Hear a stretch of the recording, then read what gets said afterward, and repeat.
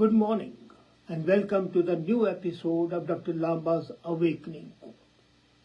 Recently, there were two tragedies, one in Korea, where there was a stampede on the Halloween, and the other was in India, where a bridge collapsed and a little less than 150 people lost their lives, 140 to be more precise. Morbi in Gujarat witnessed this tragedy where innocent people, to have a celebration of a festival, local festival, lost their life because the cables crossed. And this was not an accident. It was, in fact, a sign of culpability, negligence, and criminal apathy on the part of the government, especially in this way the municipal corporation and the contractor, an incompetent person. The whole tragedy is a symptom of weak urban local bodies, lack of accountability, lack of oversight, and lack of the proper communication between different authorities. It's not only a reminder of the maintenance of the bridges, but also the importance of the bridges. Bridges are, in fact, the links that join the life of the people in that country. Can you believe that in India, bridges are more important than anyone else? And this, if you look at 100-year-old Ramban rail bridge across the sea that links peninsular India to Rameshwar Island, or the recent arched steel bridge towering a record 369 meters above sea level over River Chenab, which links Udhampur to Baramulla by rail, they are the indicators of the capability, and yet this tragedy happens. The importance can be judged from the point of view that India moves around 4.6 billion tons of freight a year, and 70% is carried by trucks, 18% by rails. So the geographical feature automatically underlies the importance of the bridges. The whole of the Indian landmass is crisscrossed by the multiple rivers which need bridges. And the government of India estimates that 12% of the area is prone to the floods. Again, the need of the bridges. And the majority of the population is concentrated away from the coast. That's the problem. The nearer the coast, more population is there. So, that means that those people are dependent on the land-based modes of transport. And between the rivers, overpasses, you need the bridges. Now, the importance of the bridges comes from another common place, and that is the rail network. In 2018, the railway track length of 67,368 kilometers included 1.47 lakh bridges. And if these bridges start collapsing the way this has collapsed, God save the country if they is born. And given the importance of the bridges to the India's terrestrial transport network, we see that the government has been inattentive in maintaining them. It was only recently, a few months back, that the government of India announced the establishment of the Indian Bridge Management System to collect information. Till last year, there was no information system at all in India. 75 years of independence, 100 years of the British Empire rule, which prides itself on systems. There was no information system, no MIS. The basic information is a perquisite to the enhancing the quality of maintenance. Since there is no information is available, nothing is available. the government expenses on roads and bridges are clubbed together. Now this is absolutely unfair. Given that Government of India's policy and as informed to the parliamentary subcommittee, it underspends on road maintenance. So if they are spending less on road maintenance, it can be assumed that they are spending less on bridges as well. Now technology plays a major role in extending the longevity of the bridges. For example, in the use of the stainless steel in bridge construction in coastal areas and railways which use the Himalayan rail bridges, they are designed on the Roman aqueduct system. The whole thing comes under suspicion because we can see that we are still not using sufficient drone technology to inspect bridges. The use of the drones is expected to increase the oversight, particularly in the monsoon. And given the fact that India has engineering capabilities, and we have seen that the recent road-cum-rail Avoidable Bridge over Brahmaputra is a great change, and the whole operational system has changed. Now, according to this reporting that we have seen, the Morbi tragedy has a tragic loss of, as I said, about 150 lives, but they are going to cross 200 because more than 100 people are still not been salvaged. They must be stuck in the mud, and by this time they must have expired. So the death toll can safely be between 250 to 500. The local police have filed an FIR. 9 persons have been arrested. And it's a sign of gross administrative failure as the bridge was thrown open to the pedestrians without a formal fitness certificate. It is a symptom. This tragedy should not be taken only as a tragedy by itself. It's a symptom at the heart of India's utter failure to urban governance. Across the country, there are series of fatalities, and those fatalities are because of the poor state of our urban institutions. As a matter of fact, the rural systems are still worse, but they affect less population because they're less mobile, and they don't have to face these issues. We have seen that the political importance and the attendance flow of the resources is primarily responsible. Way back in 2010, 12 years back, a World Bank index estimated that 35% of Indian population lives in urban-like area and they lack the facilities. Now the Constitution, coming in this connection, the Constitution's 74th Amendment, which was enacted 30 years back, maintained that these bridges, these roads should not be the part of the federal government or of the provincial government.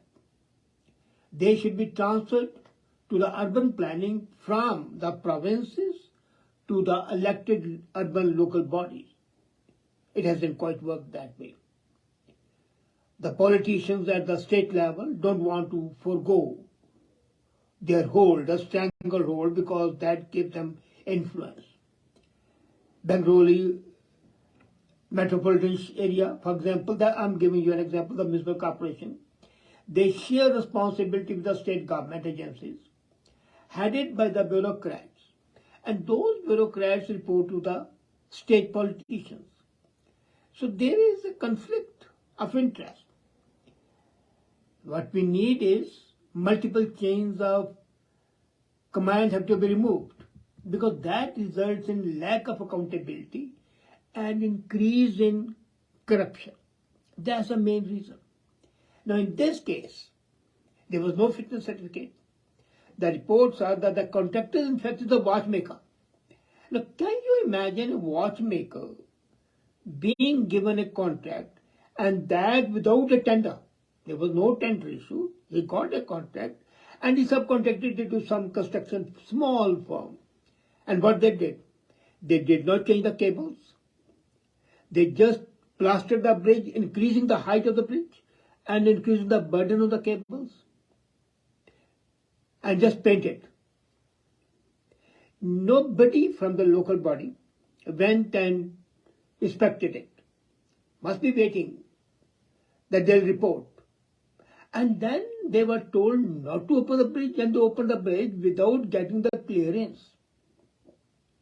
I remember way back, there was a fire in Delhi cinema, Upar cinema. Some people died. And the Supreme Court sent the managing director to life imprisonment. Now, imagine, that was a tragedy in which a few people lost their life, less than 30. Here, more than 400 people are likely to lose their lives. They have lost their lives, or others would lose. And this was a time when the Supreme Court, and if the Supreme Court hasn't acted, the High Court could have taken suo motu action instead of waiting for the police to arrest them. Now, police has arrested the managers, not the owners of the firm. And do you know why? Those owners must have links with the political high-ups.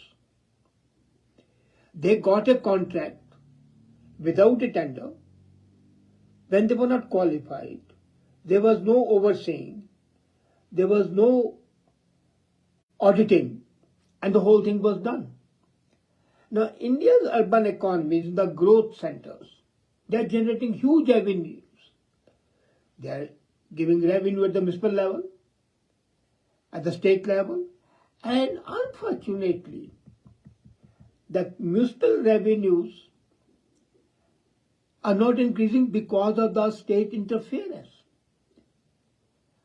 Would you believe that the municipal revenues in South Africa and Brazil are about 6 to 7%, while they are in India remaining static at 0%. The increase of 7% in Brazil, which is not a major economy as far as Indians think. Now, the elected leadership in the local bodies is still not properly trained. The change would come when the voters demand accountability from the empowered urban societies. Now, the Supreme Court has already laid down the instructions, but are they being followed? In this tragedy which has taken place, unfortunately, the whole responsibility I would like to lay on the door of the municipal corporation and the local politicians, and the lack of the provincial oversight. A. Why was tender not issued? B. Why was the antecedents of the company not checked? C. Why was he allowed to subcontract? D. Why were periodic inspections are not conducted? And then about the company.